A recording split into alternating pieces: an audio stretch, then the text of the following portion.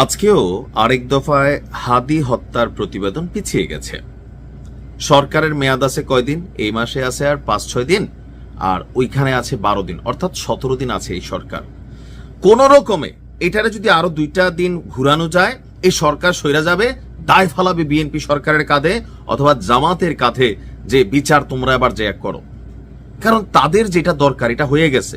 হাদি হত্যার বিচারের প্রতিবেদন নিয়ে সাগররুনি কাণ্ড কি শুরু হয়ে গেল না? এত বড় একটা ঘটনা আপনি দেখেন, আর হাদির যে ভাই, হাদির যে পরিবার, তারা কি আসলে বিচার চায়? 1 কোটি টাকা নগদ পাইছে, ফ্ল্যাট পাইছে, এটা তার পরিবারের জন্য, বউ বাচ্চার জন্য দেওয়া হয়েছে। কিন্তু তার যে বড় ভাই আগাগোড়া প্রচন্ড লোভী, তার চেহারা দেখলে মনে হয় প্রচন্ড শিয়ালের মতন ধূর্ত প্রাণী। এমনকি গতকালকে তার একটা বক্তব্য দেখতেছিলাম, সে বলতেছে তার নিরাপত্তা ইস্যুতে তাকে যেন সরকার কোন দেশে পাঠাই দেয়, বিদেশে। আরে বেটা, তুমি তো বার্মিংহামে যুক্তরাজ্যের কাহিনী তো কইরা ফেলছো। 3 বছরের জন্য সরকার থেকে ভাইয়ের চেতনা বেচা, বিচার বেচা তুমি কিন্তু ভাই ধান্দাবাজি কইরা ফেলছো। মানুষ তোমাদের মুখে ওয়াক থুইং মারতেছে।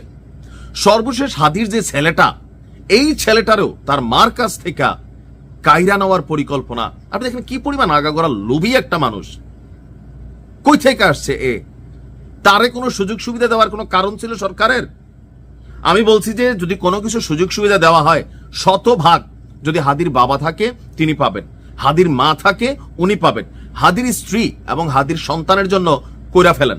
কিন্তু তারা কেন যুক্তরাজ্যে পাঠানো হলো? এখন দেখেন লন্ডনে যাওয়া নিয়ে আপনি দেখছেন তার বিরুদ্ধে পুরো বাংলাদেশ খেপছে। কেন?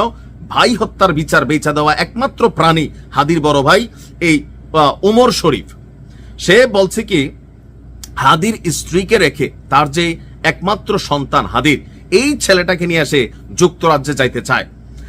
এ বিষয়ে তার বিরুদ্ধে পুরো বাংলাদেশ যখন খেপছে, সর্বশেষ কি বলা হয় যে আমরা দেখলাম যে তার ব্যাপারে আম্মার থেকে শুরু করে সবাই আপনার বলছে যে exactly this is a point. 11 মাসের শিশু ফিরনাসের দেখভাল দেখিয়ে শহীদ হাদির লাশের সর্বোচ্চ সুবিধা নিশ্চিত করতে চায় ফিরনাসের বড় চাচা।